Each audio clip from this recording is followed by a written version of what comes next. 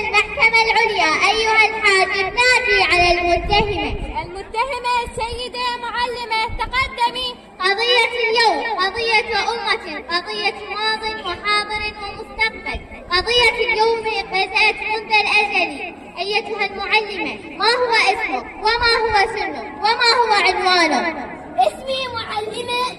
اسمي معلمة وبالأحمر ضع خطا تحت الكلمة. نعم، اسمي معلمة، مهنتي أن أربي الأجيال وأن أعلم. عنواني الصحاري والقرى حتى المدن، سكنت السفوح كموطني. أيتها المعلمة، أنت متهمة. أيها الحاكم نادي على المشتكي الأول. والمشتكي الأول تقدم. نعم يا سيدي القاضي، نعم يا سيدي القاضي، بصراحة أن هذه المعلمة حصصها مملة ونصائحها تصيب بالعلة.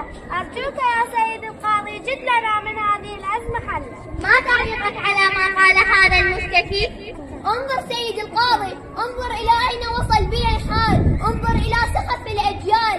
أنا أكبر اهتمامي القصة، والله في القلب غصة. أيها الحاكم نادي على المشتكي الثاني. المشتكي الثاني تقدم. نعم يا سيدي القاضي، أن هذه المعلمة تجاوزت كل الحدود، تظن نفسها مصلحة للكون والوجود. تعاتبني كيف ألبس وتعاتبني كيف أدرس. ألم تدرس؟ ألم تكتب الدرس؟ يا سيدي القاضي، لقد كبرت ولم أعد طفلا صغيرا. أريد أن ألبس ما هو وأتبع الموضة، فدعني أكون كنجمة أفلام. هل هذا عيب؟ ما رأيك على ما قالته أيتها المعلمة؟ وما ذنبي بأن أقوم بواجبي، أشرح وأفسر وأصحح. يا سيدي القاضي، إن هذه امرأة ما صالحة، لا تنفق وتحاسبنا عند الغياب أو التأخير وتكسر العتاب. أما عن الدروس فتكثر الشرح والتشقيق وتطالبنا بإنجاز التحضير. أليس هذا بالكثير؟ لماذا تردين على هذا الكلام؟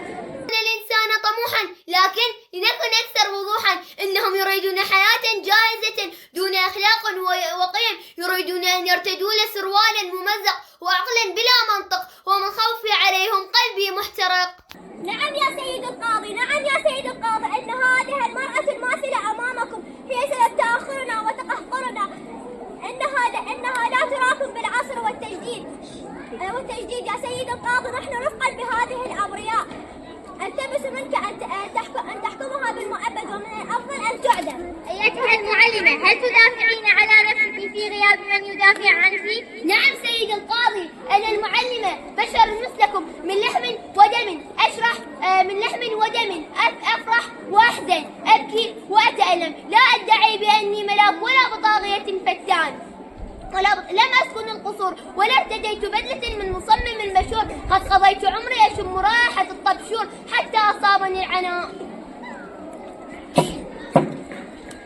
حكمت المحكمة بالوقف والترجيل لهذه المعلمة، كما قال الشاعر: قف المعلم وفي الترجيل، كاد المعلم أن يكون رسولا.